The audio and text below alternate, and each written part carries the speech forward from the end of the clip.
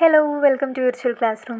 നമ്മൾ PSC എക്സാംസിന് വേണ്ടിയിട്ടുള്ള SCERT ടെക്സ്റ്റ് ബുക്കിലെ കണ്ടൻറ്റുകളാണ് പഠിക്കുന്നത്. പിന്നെ നമ്മൾ കവർ ചെയ്യുന്നത് 6th സ്റ്റാൻഡേർഡാണ്. 6th സ്റ്റാൻഡേർഡിലെ സയൻസിലെ ബേസിക് സയൻസിലെ സെക്കൻഡ് ചാപ്റ്ററാണ് നമ്മൾ ഇന്ന് പഠിക്കുന്നത്. 2025 അപ്ഡേറ്റ് ആയ ടെക്സ്റ്റ് ബുക്കിനെ ബേസ് ചെയ്തിട്ടുള്ള ക്ലാസ്സസ് ആണ് കേട്ടോ. കുറേ മാറ്റങ്ങൾ വന്നിട്ടുണ്ട്. കഴിഞ്ഞ വർഷം വരെ ഉണ്ടായിരുന്നത് നമ്മൾ ഓൾറെഡി കവർ ചെയ്തിട്ടുള്ളതാണ്. പിന്നെ രണ്ടാമത്തെ ചാപ്റ്ററാണ്. ഫസ്റ്റ് ചാപ്റ്ററും നമ്മൾ പുതിയത് കവർ ചെയ്തതാണ്. നിങ്ങൾക്ക് മിസ്സായിട്ടുണ്ടെങ്കിൽ പ്ലേലിസ്റ്റ് ഒന്ന് ചെക്ക് ചെയ്താൽ മതി, കണ്ടുപഠിക്കുക കേട്ടോ.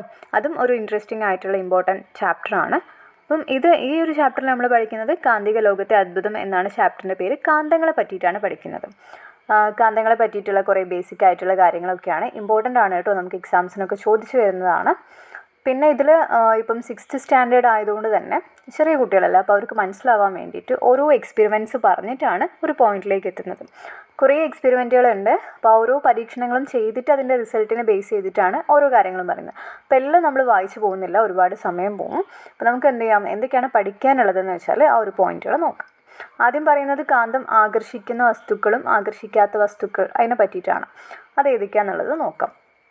കാന്തിക വസ്തുക്കളും അകാന്തിക വസ്തുക്കളും. കാന്തം ആകർഷിക്കുന്ന വസ്തുക്കളാണ് കാന്തിക വസ്തുക്കൾ. ഇരുമ്പ്, നിക്കൽ, കൊബാൾട്ട് തുടങ്ങിയവയൊക്കെ എന്താണ്? കാന്തിക വസ്തുക്കളാണ്. അവയൊക്കെ കാന്തം ആകർഷിക്കുന്ന വസ്തുക്കളാണ്.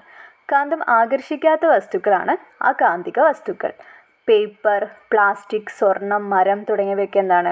അകാന്തിക വസ്തുക്കളാണ്. നമുക്കറിയാവുന്നതാണ്. ഒന്ന് ഓർത്ത് വയ്ക്കാം. കാന്തം ആകർഷിക്കുന്ന വസ്തുക്കളാണ് നമ്മൾ കാന്തിക വസ്തുക്കൾ എന്ന് പറയുന്നത്. അതിന് എക്സാമ്പിളാണ് ഇരുമ്പ്, നിക്കൽ, കൊബാൾട്ട് ഒക്കെ. പിന്നെ കാന്തം ആകർഷിക്കാത്ത വസ്തുക്കളാണ് അകാന്തിക വസ്തുക്കൾ. അതിന് എക്സാമ്പിൾ പേപ്പർ, പ്ലാസ്റ്റിക്, സ്വർണം, മരം. അങ്ങനെ കാന്തം ആകർഷിക്കാത്ത ഏത് വസ്തുവിനെയും നമുക്കതിൽ എക്സാമ്പിൾ ആക്കിയിട്ട് കൊടുക്കാം. പിന്നെ പറയുന്നത് കാന്തിക ശക്തി കൂടുതലായിട്ട് അനുഭവപ്പെടുന്ന ഏരിയ, അതായത് കാന്തത്തിൻ്റെ ഏത് ഭാഗങ്ങളിൽ, ധ്രുവങ്ങളിലുള്ള കാന്തിക ശക്തിനെ പറ്റിയിട്ടാണ് പറയുന്നത്. അതും ഒരു പരീക്ഷണം ചെയ്തിട്ടാണ് പറയുന്നത്. കാന്തിക ധ്രുവങ്ങൾ.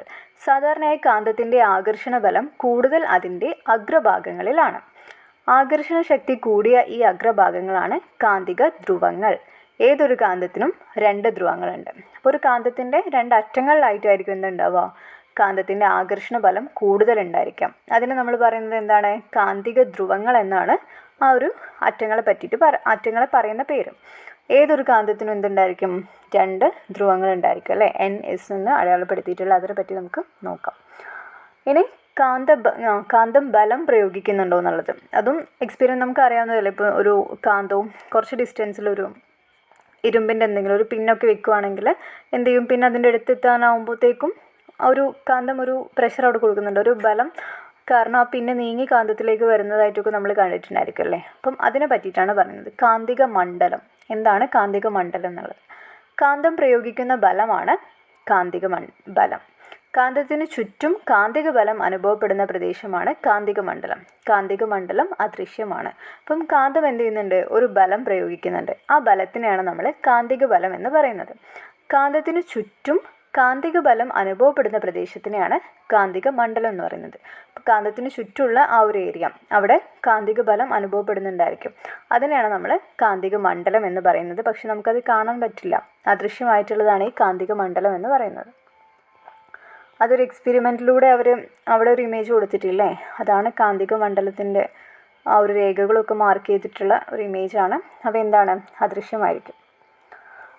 ഇനി കാന്തങ്ങളുടെ നിർമ്മാണം ഇമ്പോർട്ടൻ്റ് ആണിത്.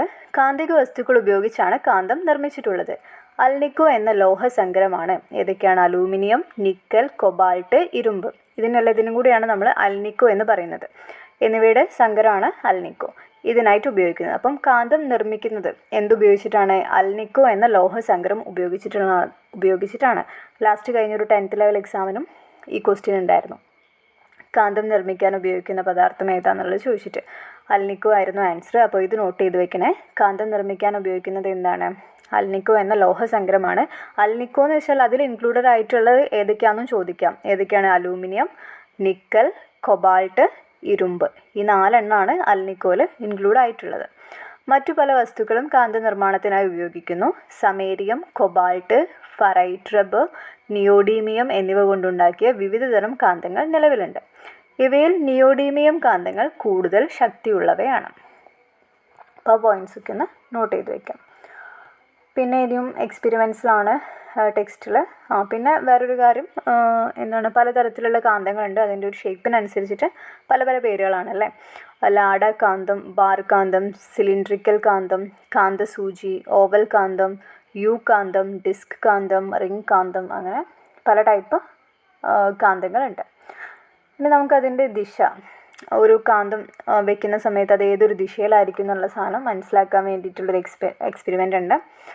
അപ്പോൾ നമ്മൾ പറയുന്നത് കാന്തിക ധ്രുവങ്ങൾ.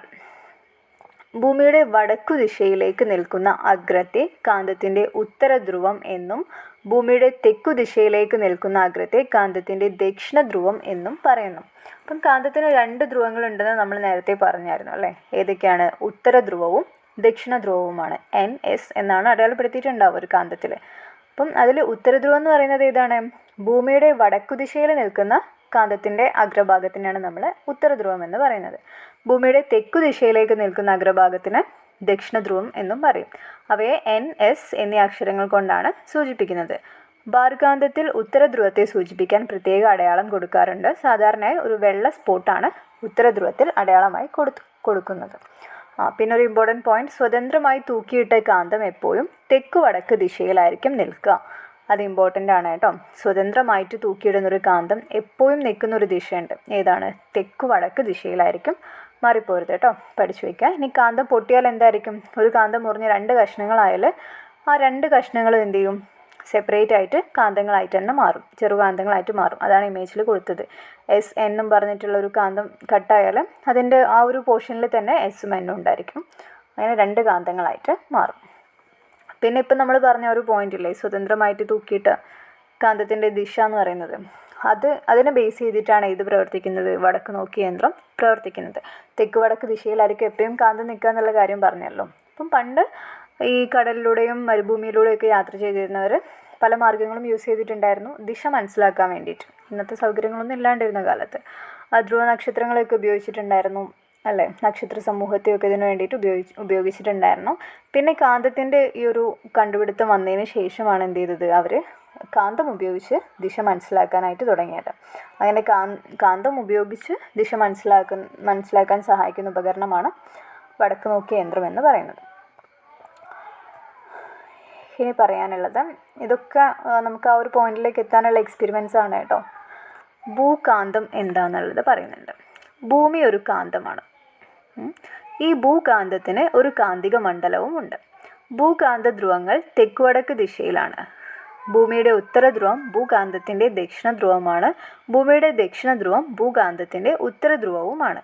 അതുകൊണ്ടാണ് സ്വതന്ത്രമായി തൂക്കിയിട്ട കാന്തം എപ്പോഴും തെക്ക് വടക്ക് ദിശയിൽ നിൽക്കുന്നത്. അതിൻ്റെ ഒരു കാരണം എന്തുകൊണ്ടായിരിക്കും ആ ഒരു സ്വതന്ത്രമായിട്ട് തൂക്കിയിട്ടൊരു കാന്തം തെക്ക് വടക്ക് ദിശയിൽ നിൽക്കുന്നതെന്നുള്ള ഒരു എക്സ്പ്ലനേഷനാണ് ഇപ്പോൾ നമ്മൾ പറഞ്ഞത്. ഭൂമി എന്താണ്? ഒരു കാന്തമാണ്. ഈ ഭൂകാന്തത്തിന് ഒരു കാന്തിക മണ്ഡലമുണ്ട്. നമ്മൾ കാന്തത്തിൻ്റെ കേസിൽ പറഞ്ഞ പോലെ തന്നെ ഭൂകാന്തത്തിനും ഒരു കാന്തിക മണ്ഡലമുണ്ട്. ഭൂകാന്ത ധ്രുവങ്ങൾ തെക്ക് വടക്ക് ദിശയിലാണ്. തെക്ക് വടക്ക് ദിശയിലായിരിക്കും ഭൂകാന്ത ധ്രുവങ്ങൾ കാണപ്പെടുന്നത്. ഭൂമിയുടെ ഉത്തര ധ്രുവം എന്ന് പറയുന്നത് എന്താണ്? ഭൂകാന്തത്തിൻ്റെ ദക്ഷിണ ധ്രുവമായിരിക്കും. ഭൂമിയുടെ ദക്ഷിണ ധ്രുവം ഭൂകാന്തത്തിൻ്റെ ഉത്തര ധ്രുവവുമാണ്. അതുകൊണ്ടാണ് എന്ത് ചെയ്യുന്നത്, സ്വതന്ത്രമായിട്ട് തൂക്കിയിട്ട കാന്തം എപ്പോഴും തെക്ക് വടക്ക് ദിശയിൽ നിൽക്കുന്നത്. ഇനി കാന്തങ്ങൾ വികർഷിക്കുകയോ, ആ ഒരു വികർഷണത്തിനെ പറ്റിയിട്ടാണ് ഇനി ആകർഷിക്കുകയാണോ വികർഷിക്കുകയാണോ എന്നുള്ള കാര്യമാണ് പറയുന്നത്.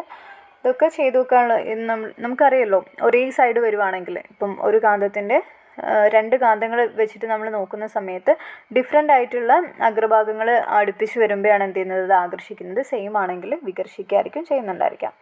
ആകർഷണവും വികർഷണവും വ്യത്യസ്ത കാന്തങ്ങളുടെ ഒരേ ധ്രുവങ്ങളെ സജാതീയ ധ്രുവങ്ങൾ എന്ന് പറയുന്നുണ്ട്. സജാതീയ ധ്രുവങ്ങൾ എന്ന് വെച്ചാൽ ഒരേ ധ്രുവങ്ങൾ, അതായത് ഒരു കാന്തത്തിൻ്റെ എസ്സും മറ്റു കാന്തത്തിൻ്റെ എസ്സുമാണ് അടുപ്പിച്ച് വരുന്നതെങ്കിൽ അത് സജാതീയ ധ്രുവങ്ങളാണ്. അതെന്ത് ചെയ്യും, ഒരേ സൈഡ് വരുവാണെങ്കിൽ അത് വികർഷിക്കുകയാണ് ചെയ്യുക.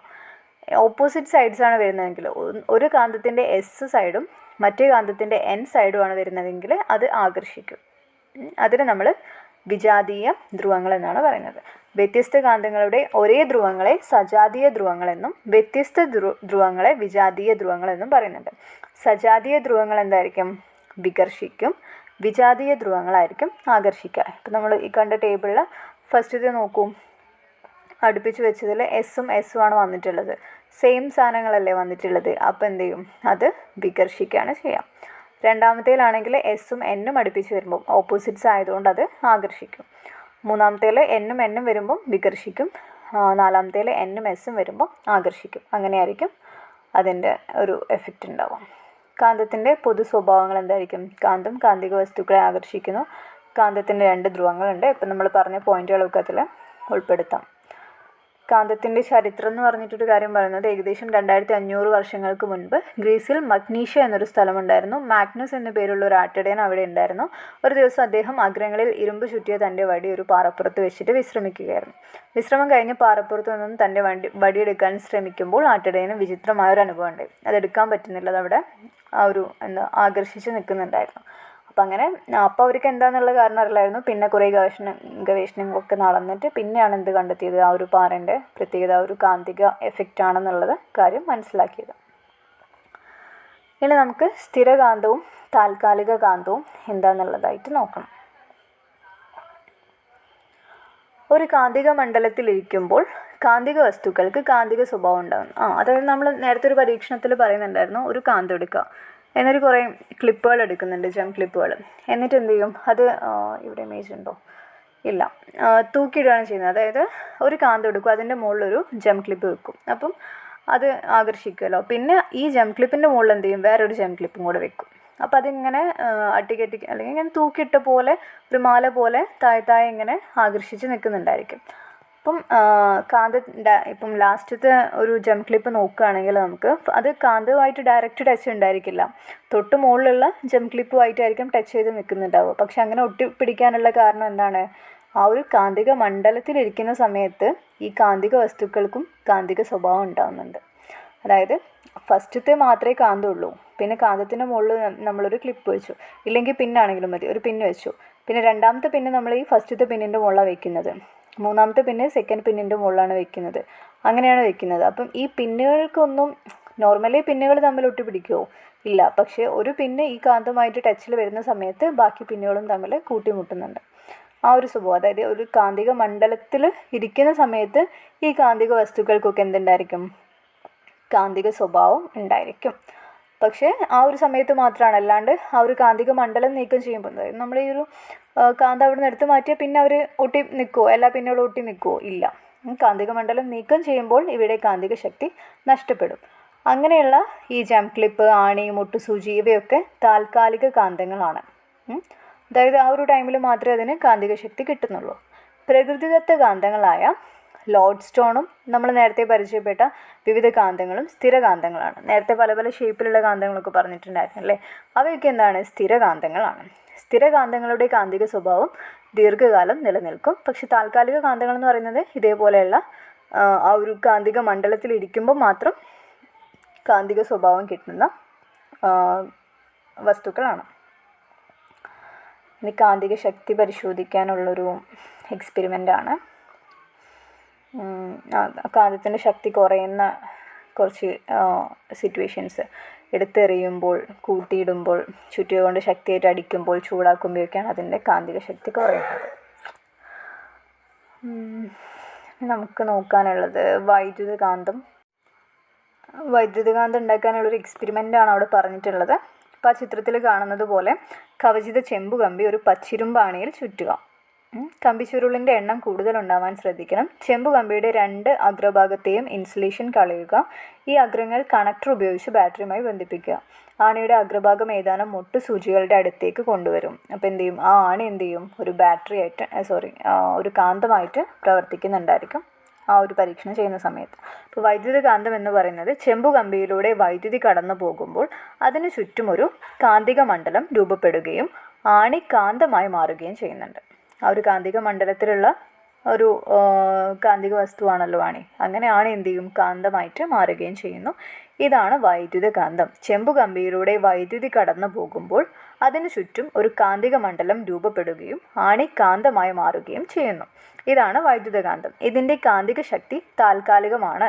വൈദ്യുത പ്രവാഹം വിച്ഛേദിച്ചാൽ വൈദ്യുതകാന്തത്തിൻ്റെ കാന്തിക ശക്തി നഷ്ടപ്പെടുന്നുണ്ടായിരിക്കും. ആ ഒരു കറണ്ട് പ്രവഹിക്കുന്ന ആ ഒരു ടൈമിൽ മാത്രമായിരിക്കും ഈ ഒരു കാന്തിക ശക്തി അതിന് കിട്ടുന്നുണ്ടായിരിക്കും.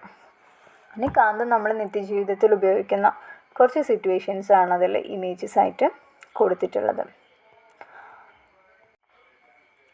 ഇനി ജീവിതം മാറ്റിമറിച്ച കുറച്ച് കണ്ടുപിടുത്തങ്ങൾ, നമ്മുടെ MRI machine, credit or debit കാർഡുകളിലുള്ള മാഗ്നറ്റിക് സ്ട്രിപ്പ്, മാഗ്ലെവ് ട്രെയിൻ, ഇതുപോലെ ധാരാളം സന്ദർഭങ്ങളിൽ നാം കാന്തശക്തി പ്രയോജനപ്പെടുത്തുന്നുണ്ട്. ഇത്രയും കാര്യങ്ങളാണ് നമുക്ക് ഈ ഒരു ചാപ്റ്ററിൽ പഠിക്കാനുള്ളത്. ഇത് കുറച്ച് ക്വസ്റ്റ്യൻസ് ആണ്. താഴെ തന്നിരിക്കുന്നതിൽ കാന്തിക വസ്തു ഏതാണ്? പേപ്പർ, ഇരുമ്പാണി, തടി, ചെമ്പുകമ്പി. ഇതാണ് കാന്തിക വസ്തു, ഇരുമ്പാണിയാണല്ലേ. പിന്നെ ശരിയായവ കണ്ടെത്തുക. ഡിസ്ക് കാന്തത്തിന് ഒരു ധ്രുവമാണ്. ഇത് നിങ്ങളൊന്ന് ചെയ്ത് നോക്കുക കേട്ടോ. നിങ്ങൾ ഈ ഒരു ചാപ്റ്റർ പഠിച്ച് കഴിഞ്ഞാൽ നമുക്ക് ആൻസർ ചെയ്യാൻ പറ്റേണ്ടതാണ്. ജസ്റ്റ് ഒന്ന് പ്രാക്ടീസ് ചെയ്ത് നോക്കുക. എന്തെങ്കിലും ഡൗട്ട് ഉണ്ടെങ്കിൽ കമൻറ്റ് സെക്ഷനിൽ ചോദിക്കുക കേട്ടോ. അപ്പോൾ ഇത്രയും കാര്യങ്ങൾ നമുക്ക് ഈ ഒരു ചാപ്റ്ററിൽ പഠിക്കാനുള്ളൂ. അപ്പം ഞാൻ ജസ്റ്റ് നിങ്ങളങ്ങനെ വിചാരിക്കേണ്ട, നമുക്ക് പഠിക്കാനുള്ള കാര്യങ്ങളൊക്കെ പറഞ്ഞിട്ടുണ്ട്. എല്ലാം വായിച്ച് വെറുതെ സമയം കളയണ്ടെന്ന് വിചാരിച്ചിട്ടാണ് സ്പീഡിൽ പറഞ്ഞു പോയിട്ടുള്ളത്. അപ്പോൾ നിങ്ങൾക്ക് എന്തെങ്കിലും ഡൗട്ടുകൾ ഉണ്ടെങ്കിൽ ചോദിക്കുക. പറഞ്ഞ കാര്യങ്ങളൊക്കെ നിങ്ങൾക്ക് മനസ്സിലായിട്ടുണ്ടാവും എന്ന് വിചാരിക്കുന്നു. വീഡിയോ യൂസ്ഫുൾ ആയിട്ടുണ്ടെങ്കിൽ ലൈക്ക് ചെയ്യുക, സബ്സ്ക്രൈബ് ചെയ്യുക, സപ്പോർട്ട് ചെയ്യുക. Thank you for watching. Happy learning.